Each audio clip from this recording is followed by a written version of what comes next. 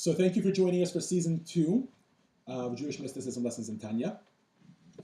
In season 1, which was an 8-week series, we did the first 8 chapters of the renowned publication we have in front of us called the Tanya.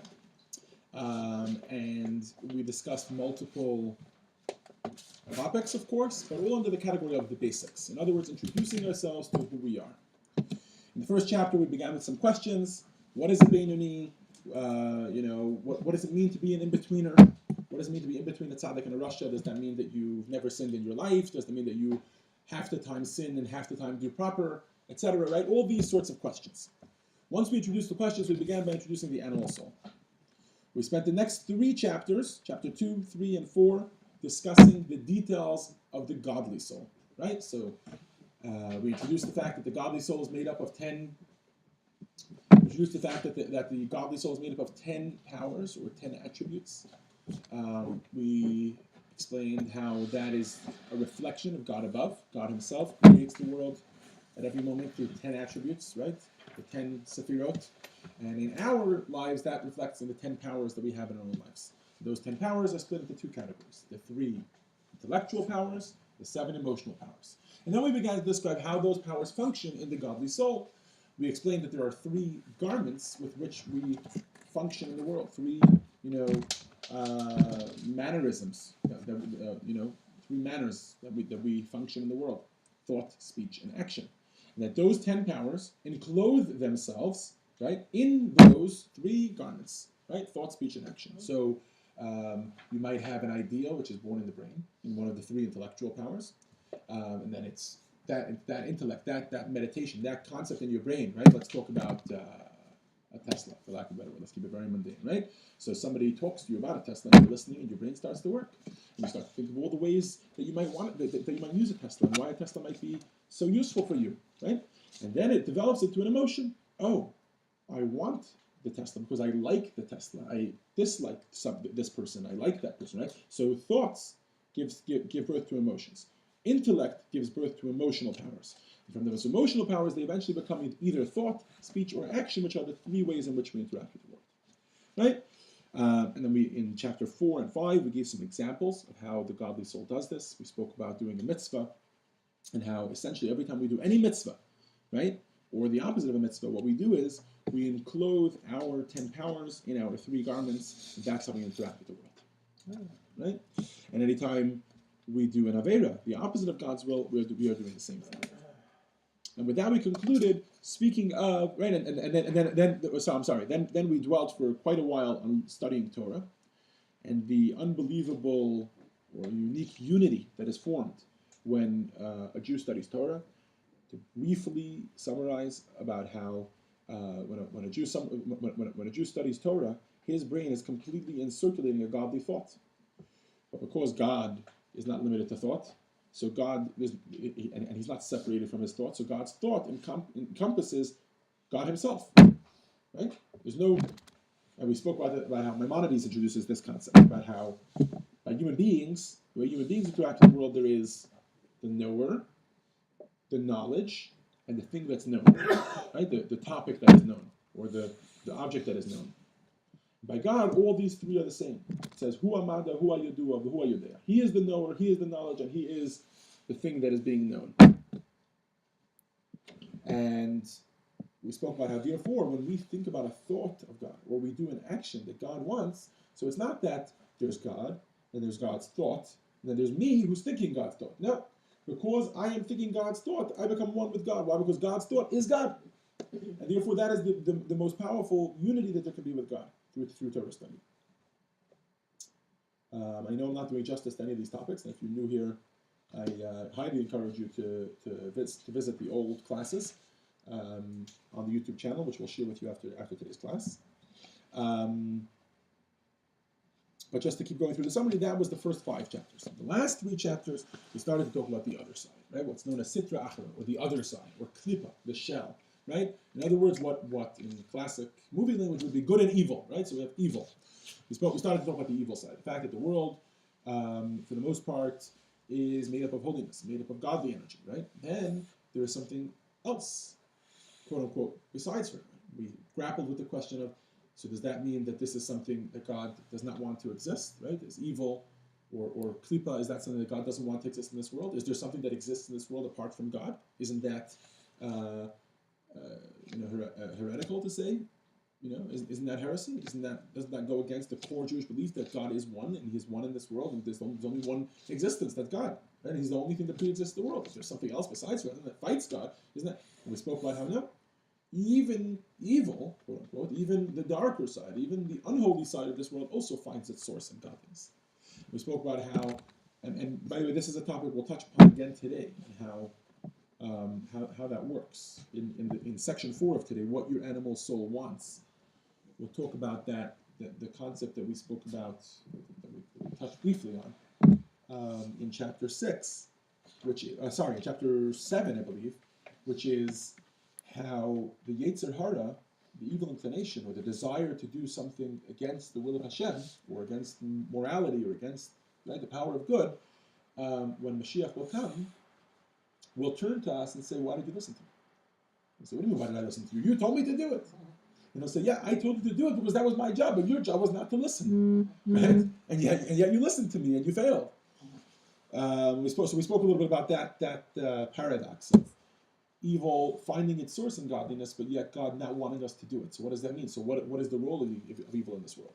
We spoke about how the klipa, the shell, or this other side, is split into two. There's klipas noga, right? The bright klipa, or the one that's not necessarily evil, right? It's sort of neutral. It can be used for either way. It can go either way. And into that category falls eating and drinking and sleeping, intimate relations with one's wife, right? With one's spouse. And then we spoke about the three evil, right? The three klipas hatmeos, the shalosh klipas hatmeos, or the three unholy klipas. And how from there comes any avera, anything which we're prohibited from doing in this world, something which is completely immoral, something which is completely ungodly, something which God tells us expressly that we cannot do, that finds its source in the three klipas that are completely unholy. In other words, that cannot be converted, that can't be transformed, right? Whereas eating food, we can choose to eat food and use that energy for godliness, or vice versa. When we talk about the three klipas hatmeos, anything that finds its source from there, right? You can't say, oh, I'm going to steal from someone, but then I'll use that power, I'll use that energy from the theft, whatever it is, for good. I'll steal someone's tefillin, let's say, and then put on tefillin with it, and then serve God with it. Doesn't work that way. That's why we find, by the way, that by all mitzvahs, I shouldn't say all, because there's probably exceptions, but one of the most common examples is lulav hagazol, right? A stolen lulav. You can't do the mitzvah with a stolen lulav. It doesn't work. You can't use that as a conduit for a godly energy, or for a godly unity, which we spoke about, right, in the previous chapters. In any event, with that, for the most part, again, we skipped out many details, but with that, for the most part, we conclude our summary for the first 8 chapters, in which we introduce the basics. So now we're familiar with the playing field, right? There is the good side, the bad side. There is the Yetzer Tov, the Yetzer Hara, the good inclination and the bad inclination. There is the Nefesh HaElokit and Nefesh HaBahamit, right, which we spoke about, was one of the great novelties of the Alter Rebbe, based on the pasuk with the Shamot Ani Asiti, that we are not schizophrenic, which would mean that we are one person who sometimes wants this and sometimes wants that, but rather we have a dual personality, right? We have 2 souls inside of us, a godly soul and an animal soul. So now we have that playing field. We have the understanding of who we are and our, I would say spiritual, but it's not necessarily spiritual. Let's say physical, intellectual and emotional makeup. We know our soul, who our souls are. We know the players, how our souls operate. We know, right, how the game works, and now we want to know how to win the game, right? So that's the function. That will be the goal over the course of the next 7 lessons, right? So chapters 9 through 15, titled "Your Inner Struggle," and in this series, in this second season, we're going to tackle the war, the battle. If you go through with me some of the titles of the chapter, right? So obviously today's chapter is the war inside you, right? And we're going to introduce the war and what the motives are in the players, right? What the Nefesh HaElokit wants in this war, what the godly soul wants in this war, and what the animal soul wants in this war. But then, as we go through the chapters, we're going to introduce how, as a result of this war, one becomes, in chapter 10, a tzaddik, in chapter 11, a rasha, and in chapter 12, for the first time, finally, we will get to the in-betweener. And once we introduce the in-betweener, we will not cease to be obsessed with him. Because that is going to be the most common goal that most of us hope to reach in our lives, to be an in-betweener. And we are going to talk about all sorts of, right? So you'll see, as soon as he introduces him in chapter 12. Chapter 13 is, again, the Benoni's complex life, right? And in chapter 14, living in the now, how the Benoni chooses to live in the now. And in chapter 15, how you can be the best version of yourself, whether that is a rasha, a tzaddik, or an in-betweener. And as we go through the rest of the chapters, all of them will, right? So we're gonna let go of the in-betweener, but it will constantly be about ways and tips and methods for our lives, right? Hacks in the next season, which we'll call soul hacks, right? Different ways that we can work on ourselves to actually win the war, right? To actually or win the war more often than not, right? This war is constant. No matter how many times we win it, the war continues going. And so that's our goal for the next 7 weeks. To now that we know the players, figure out how the game is played. Okay? Everybody with me? Yeah. There was a lot of talking, and I feel like we covered a lot of topics, but for those of you that were here in the past eight lessons, I hope it wasn't new information or foreign information. It should just have been a review. Okay. So without further ado, we are on page 112 inside the Tanya. And we are in handout number 9, chapter 9, The War Inside You, of Jewish Mysticism Lessons in Tanya, season 2.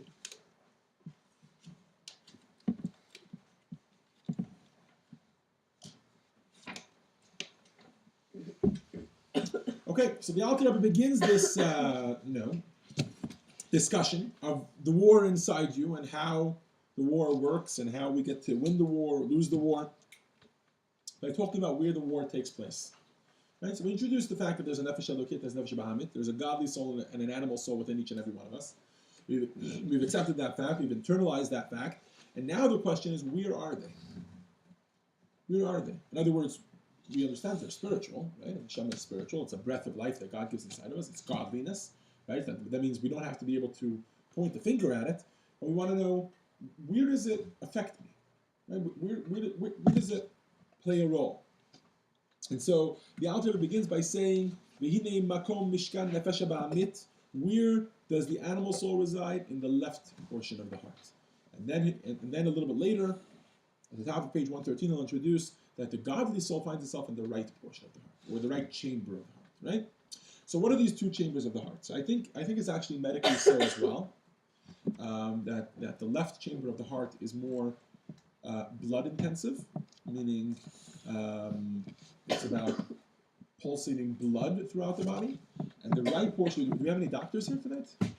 Not tonight, right? Dr. Upshin is not here. Sorry. So, either way. Well, the oxygenated blood comes in through the left. Through the left. Ventricle. Right, in a ventricle, okay. And then on the right side, I think, is more oxygen predominantly. Sends it out. Right. Oxygenated blood Right. to the rest of the body. Okay, so there we go. So as a result, what? What was that? I said, I'm supposed to know that. You're supposed to know about all these things, right? Okay. All right. But without getting into it medically, just to focus, right? Because if I turn this into a medicine class, some people are going to say, "Hey, I want my money back. I didn't come here to be a doctor." So the two chambers of the heart, the left and the right. The animal soul, which is a soul which we've discussed at length, is much more emotionally dominant. In other words, the animal soul is about emotions. It's about, I see this, I want to do this. I don't care that my mind says it's not moral to do this. That's what I want. That's what I'm going to do. And if the animal soul has its way, that's what actually happens, right? Driven by an emotion, whether that's anger, whether that's lust, whether that's even just, a desire to do something that is against what the Torah says. That comes from the left side of the heart, right? That left side of the heart is also the place where blood pulsates. That's why we find that the Talmud tells us in Deuteronomy 12:23, right? Ki hadam hu nefesh, that the blood is the soul. Why is that? Because the animal soul is what we also call nefesh hachayunit, or the soul which gives us life. In other words, our day-to-day life functions, right, our eating, our drinking, our sleeping, are motivated by the animal soul, like we said, right? Now we can uplift that, but the animal soul, so it doesn't come from negative necessarily. Right? It comes from neutral. On the right side of this of the heart, in the right chamber of the heart, that's where we find the godly soul. But that is only the secondary position of the godly soul. Why is that? Because the godly soul primarily resides in the mind. Right? And here's where the Alter Rebbe introduces for the first time this concept of moach shalit al halev. That one of the godly soul's primary objectives is that our mind should control our heart. Right? Our heart naturally wants to do something, wants to go run and whatever it is, and the mind says, slow down. Maybe that's not such a great idea. Let's think about it. What does God want? And based on different meditations or thought processes in the mind, that's how the godly soul attempts to harness the emotions and to say, let's use our emotions the way they should be used. Right? So it's not enough to just say, I feel like this. My mind has to control why I feel like that. If my mind says that's not a good thing to feel, we have control over our feelings. We learned about that at length in the previous 8 chapters, about how the mind controls which feelings come out of the mind. But the godly soul doesn't necessarily always win. Right? So there's this war. Okay? Yeah. Now, how does the godly soul, let's stop talking about this in the third person. How are we expected, or what's the methodology here, right, used that for us to harness our emotions, for us to control our emotions? It's very nice. We're saying that's what the godly soul wants. The godly soul is in my brain, and if I choose to tap into it, then I can think about God and I can meditate about God. But what is the methodology behind how my mind is going to control my heart? I want to make this very practical, right? This happens on a day-to-day basis, right? Let's take anger, just because that's always a very common example, very objective, right? So we see someone doing something, it infuriates us. He's doing something that I don't want him to do, or for whatever reason, mentally, triggers me. Emotionally triggers me. And my emotional reaction is, I want to scream at this person, I want to hit this person, I hate this person because they're doing such a, even if no physical reaction is ever, but right? That's my emotional reaction. Ideally, right? So that emotion comes from nefesh habahamis, from the animal soul, right? Who's so emotional and so tumultuous, etc. It brings out that emotion. The nefesh halokit says, the godly soul says, no, slow down. My mind has to control my heart, right? Now, I don't know about anybody in this room, but I will take myself as an example. I'll put myself on the table here. When I'm angry, that's not a good thing to tell me. Don't tell me, oh, use your mind, control your heart. Use your mind, control your heart. It doesn't work. It doesn't work. If I'm in the moment, right, my mind is all over the place. So that's where the Alter Rebbe introduces at the end of section 1 here, meditation. And that's where meditation comes into play. It's not going to help you that in the moment you're going to try to use your brain to control your emotions. It's possible. I will tell you that it's possible in that moment to do that, but it's not going to come without practice. We have to learn that actually works, that our minds are actually connected to our emotions. Right? We have to learn to meditate upon something and then give birth to a specific emotion or an emotional state from our mind and from what's going on in our mind. Right? And the Alter Rebbe has touched upon this earlier. These themes should not be foreign to you. But the Alter Rebbe here talks about an even higher level of meditation. Okay? So I want to read them with you together inside. So we're on page 113. Right? The paragraph that begins, this is the basic meditation practice, on the bottom of page 113. And this one will be familiar to you. This is meditation number 1. In other words, love. The Alter Rebbe spoke about this at length. Right? This is the basic meditation practice which Tanya has described in chapter 3.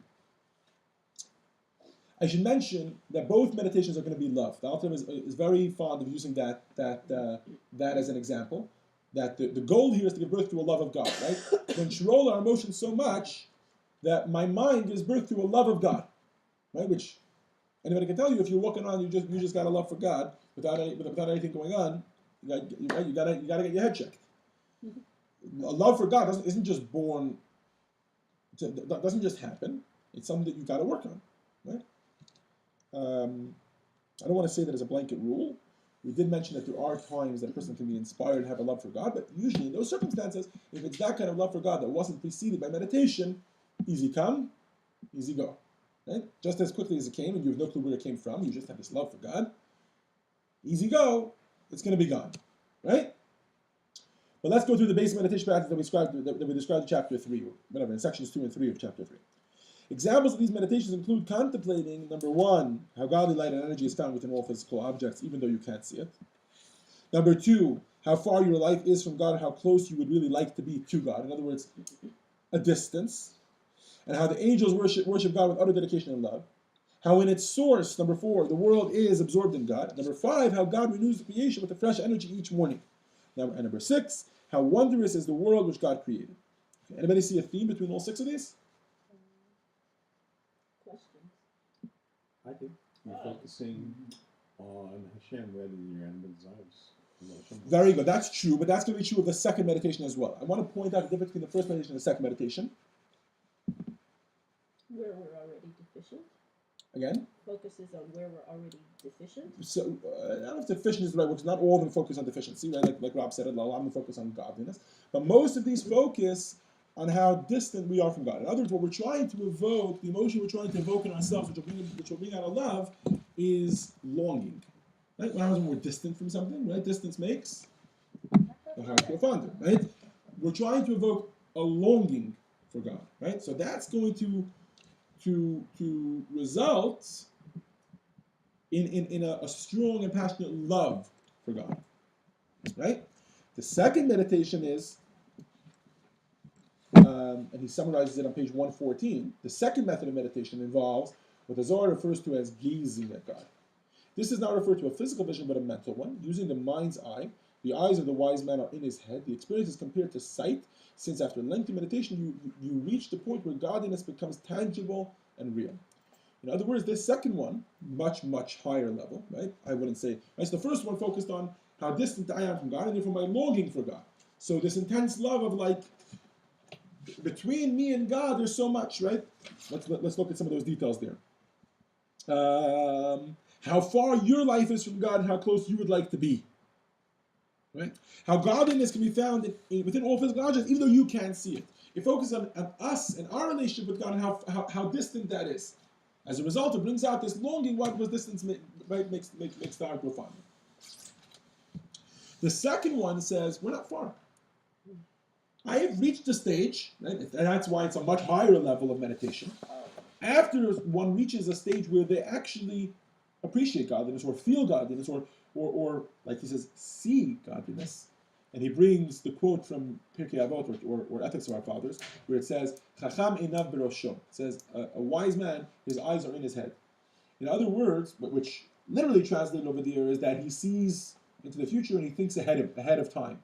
Right? He doesn't live in the moment, last minute, etc. He thinks of things ahead of time. But here what we mean is that he actually can use his eyes, or at least his mental vision, that he's in a position where he can actually feel like he's in the presence of God. Right? And that brings about much more than love, that brings about joy. Right? Or a beautiful joy in the beauty and the glory of God. Right? In other words, he's not thinking necessarily about how great God is and how distant he is from me, and therefore I long to be with God. I am with God, and that beauty and that glory and that joy of being in that presence, that also brings out love. Right? Like I said, both of them bring out the same emotion, but two very different levels of love. And we're going to touch upon them again in section 3. Question? Okay. You know I'm not giving this enough, not doing this enough justice. We're going to touch upon it again towards the end of the lesson. Okay? But that is, just to summarize and bring us back to what we're trying to do here, that is the goal of the godly soul. Right? That we shouldn't just be living these random lives with, oh, my emotions take me this way, my emotions take me that way, right? There are plenty of people that go out their lives, they live nice, moral, true, beautiful lives. Sometimes they get angry, and sometimes not, and they try to be good people. Nothing wrong. But if the godly soul is going to win the war, what the godly soul wants is moach shalta lelev. That your mind should be in control of your heart. In other words, that it shouldn't just be, oh, my emotions and sometimes like this, sometimes like that, right? Sometimes emotions are amazing. Right? I love this person, I'm kind to this person, or even not, I'm just in a good mood, so therefore I'm kind to other people. But can we rely on that? Is that a consistent, is that a tried and proven method of living life? No, we have to actually learn to control that. And that is through meditation. Okay? So we'll just segue right into section 2. So to summarize what the Alter Rebbe is saying here is, the Alter Rebbe brings a verse from Parshas Bereshis. I'm sorry, not from Parshas Bereshis, from Parshas Toldos, I believe it is, in Chumash Bereshis, in the first the 5 books of Moses. This is during the saga of Jacob and Esau, right? Yaakov and Esau, Jacob and Esau. And Yaakov has stolen the blessings from Esau, right? Without getting to all the details of the story. And Yitzchak, Yaakov's father, turns to him and he begins to bless him. Right? It says, God should give you from the dew of the heavens and then the cream of the crop and yada yada. He starts a whole long thing. One of the blessings that God gives to, I believe it's Esav, or maybe it's to Yaakov as he begins to suspect that this is not Esav, it's a very interesting blessing. Yaakov says, Ule'om mile'om ye'ematz. And one nation shall overpower the other nation. And Rashi, right there, right in the commentary on that verse, tells us that from that day forward, the Jewish people are at times strong, and at times, when they turn away from Hashem, they are not strong, and weakness in Yaakov automatically equals strength in Esav. And strength in Esav automatically equals weakness in Yaakov. In other words, they can never both be strong. Ule'om mil'om yamatz, and one nation shall overpower the other nation constantly.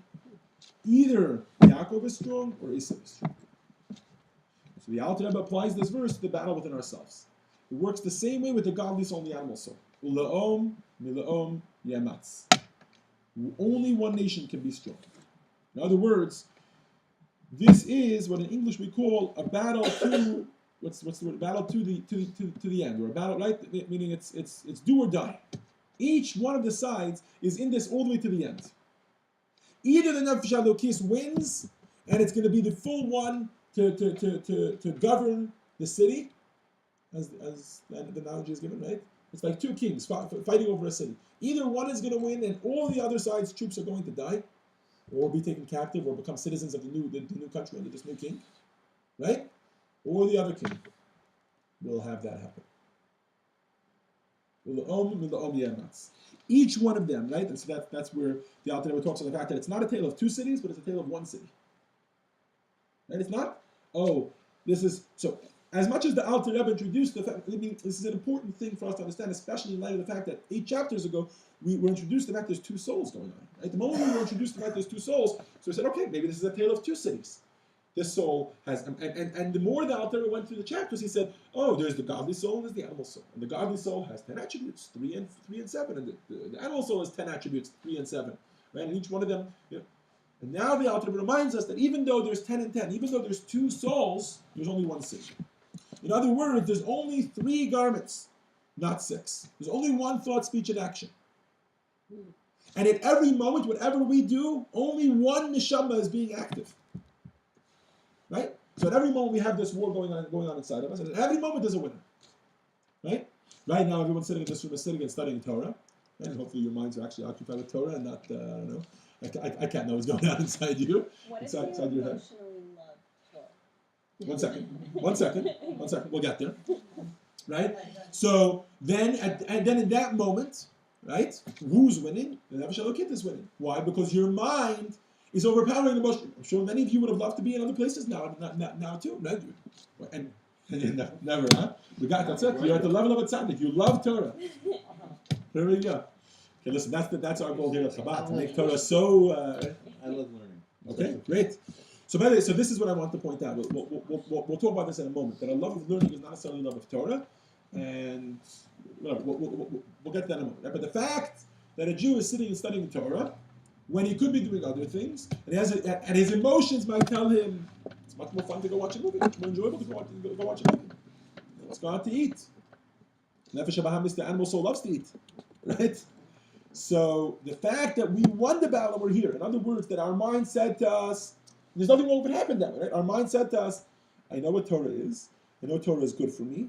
I know, Tanya in this case, right? But I know these things are good for me, and I want to be a better person, and therefore I'm going to choose to go to, even though my heart says, I'm lazy, I want to kick it back on the lazy boy, right? On the easy, what's the name for it? Easy boy.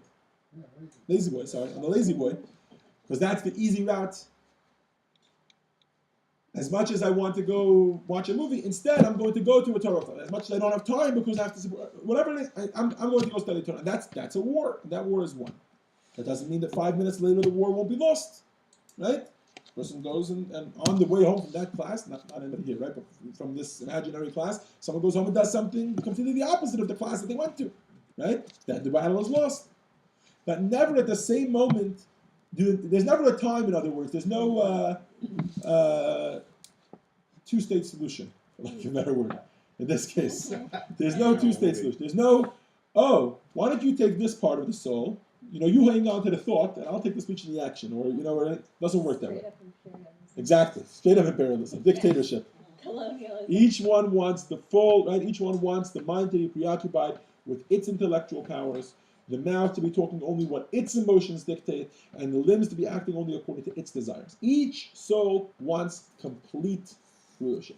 And it's up to us to decide who gets control Right. inside of ourselves. And in every moment, exactly. Very good, exactly. And you guys are the dictators, exactly.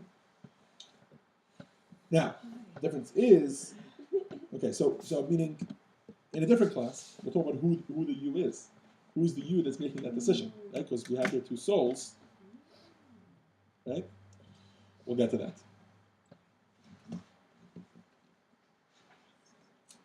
All right. And now back to what we were talking about before, the two levels of meditation. Okay? So in the Tanya, we're in section 3, which is on page 116.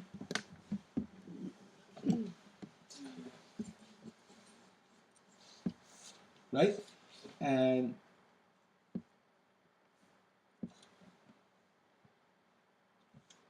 you know what?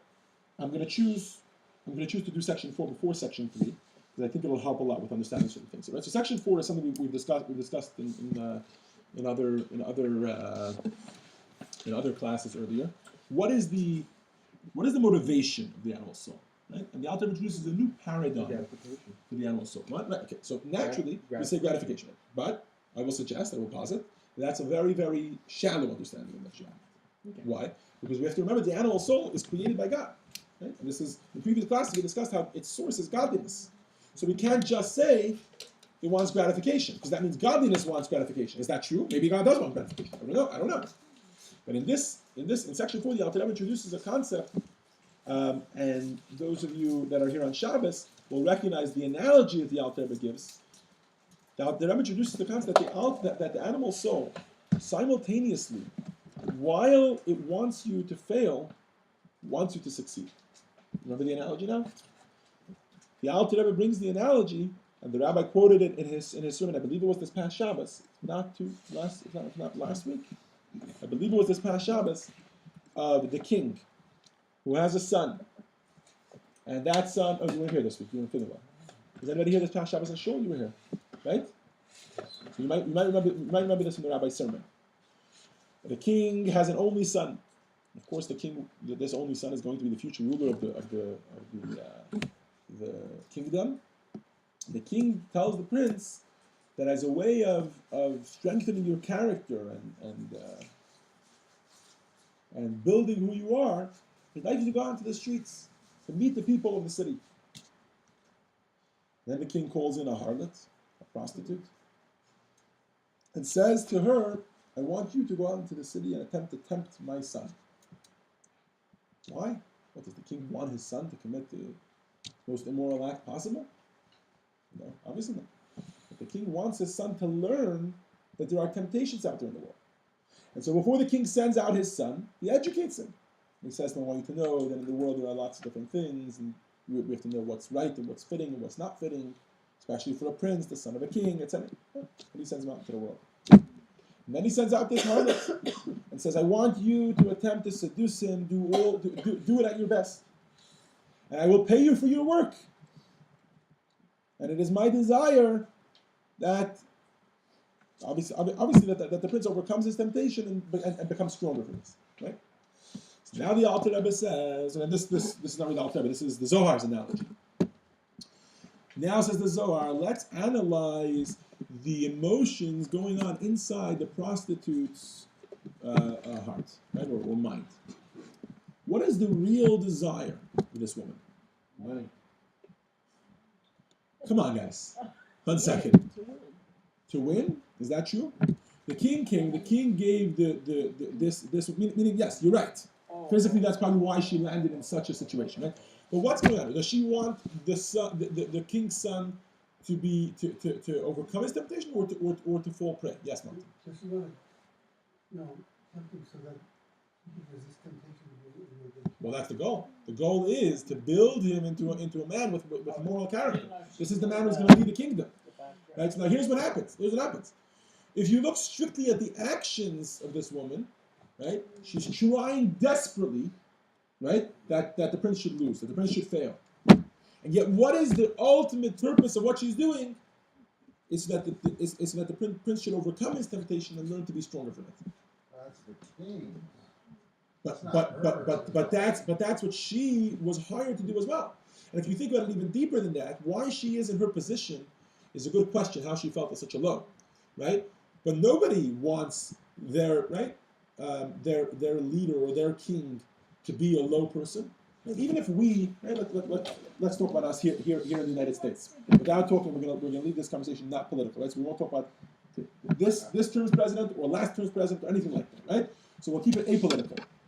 But let me ask you a question, right? We all know that we might not be the most moral of people, right? Sometimes we fall, sometimes we fail, sometimes we don't do the right thing, right? But we want the leader of our country to be somebody that represents our country, right? The king of our country, who's going to go then and do we want him to be somebody who's no? We want him to be a proper example for everyone in the country. Right? We want him to be a leader for the country. We want him to lead the country in a good way, right? And then somebody looks at you and says, "Yeah, but you do this and that." I'm not the king. Doesn't mean right? So the same thing with this woman, even though she knows that she's talking now to the future king. Her deepest desire is that he should not listen to what she's saying. While she is working her hardest to get him to listen to her, her desire is that he shouldn't listen. Meaning her ultimate job will be the ultimate way that she will fulfill the job. She knows by that she'll get rewarded from the king even more. If she gets the king's son by tempting him as much as possible, but she gets the king's son not to listen to what she's saying and not to actually fulfill his temptation, the king will be much more grateful to her than if she actually succeeds. Similarly, 1 second, Jeff. Similarly, Hashem puts the Nefesh HaBahamit in this world. Hashem puts the animal soul in this world. And says to the animal soul, I want you to go out to Beni, B'chayli Yisrael, to my one and only firstborn son, and to tempt him. I'm going to put you inside every single one of their hearts, in the left chamber of the heart. I want you to work your hardest to make them sin. Nefesh HaBahamit does that, right? That's its purpose in the world. Right? Just like we go about our purpose in the world, and we try to do our purpose in the world, right? We try to make the world a better place. This is the Nefesh HaBahamit's purpose in the world. But the Nefesh HaBahamit, because it is godliness, and here's where I want to open a little parenthesis just to try to answer Jeff's question, because he is shaking his head. And if this parenthesis doesn't answer it, we'll continue the conversation after the class. I'm happy to. I don't want to belabor the point here. But perhaps what you're struggling with is that in the analogy is not great, is amazing, but the king and the harlot are two different people. Right? So maybe we should spend more time focusing on the king's desire. Right?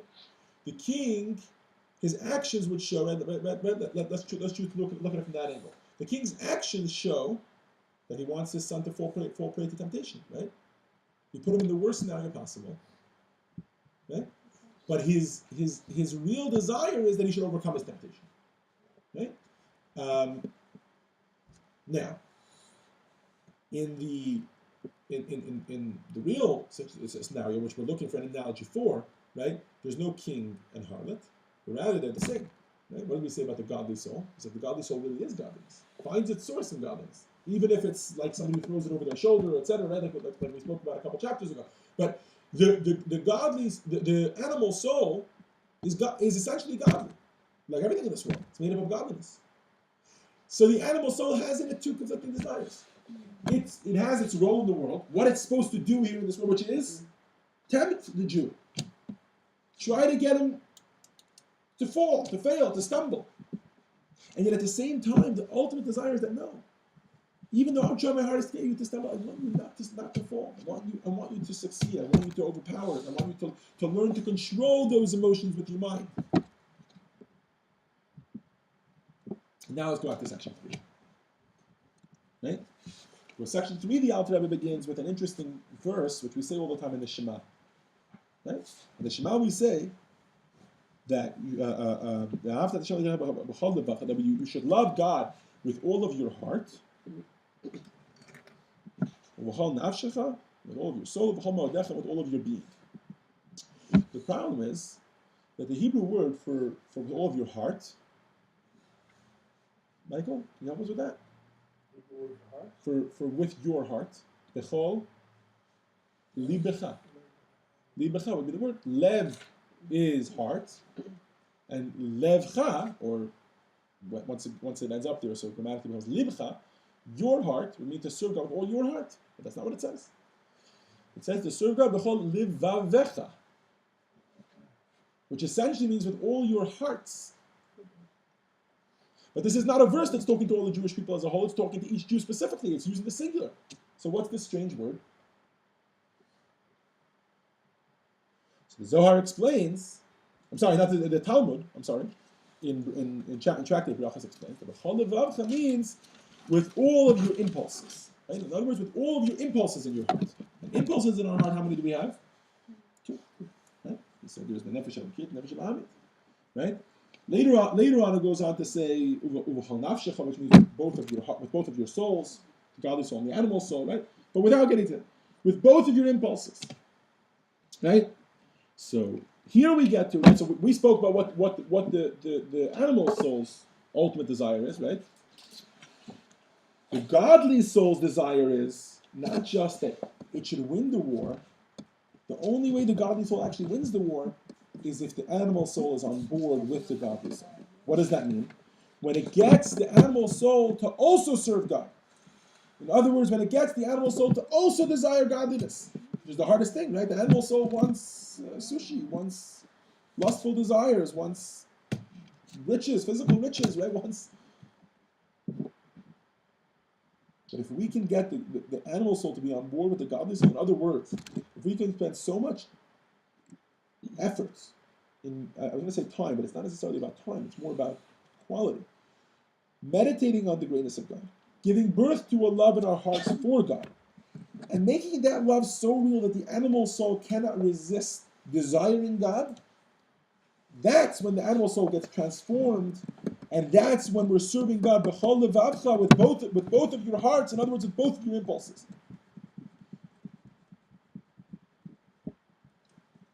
And here's where the Alter Rebbe introduces the difference between the two types of love. Right? This is based on the two types of meditation that we introduced in section 1. Right? So in section 1 we spoke of the two types of meditation. Meditation of distance, right? Meditation of longing, which gives birth to love. That is meditation of presence.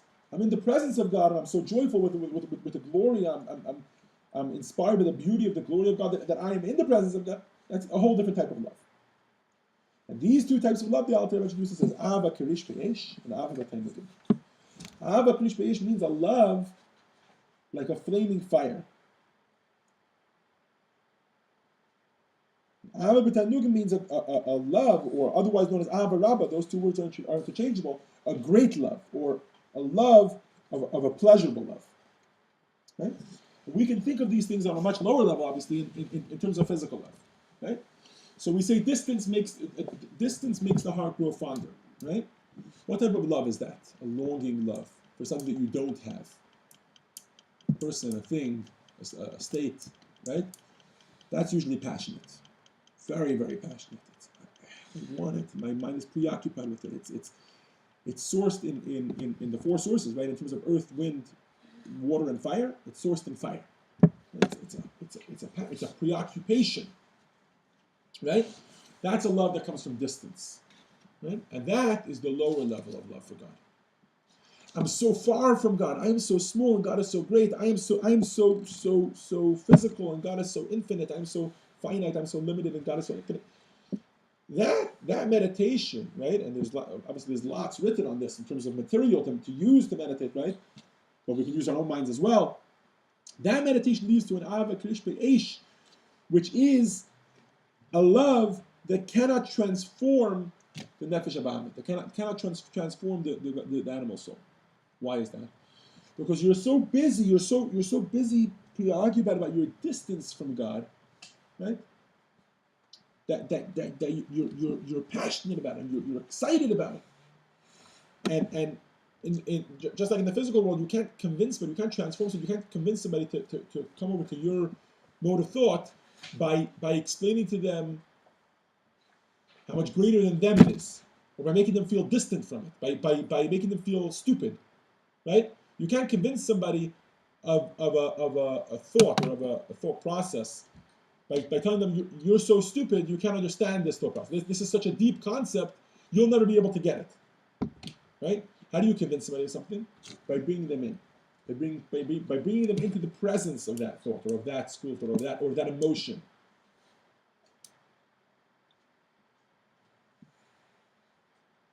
And that's why the second ava, which is a love which comes from a closeness to God, or otherwise known as a love, ava b'tanugim, a pleasurable love, right? Which ironically seems less passionate. It comes from water. It's I'm here.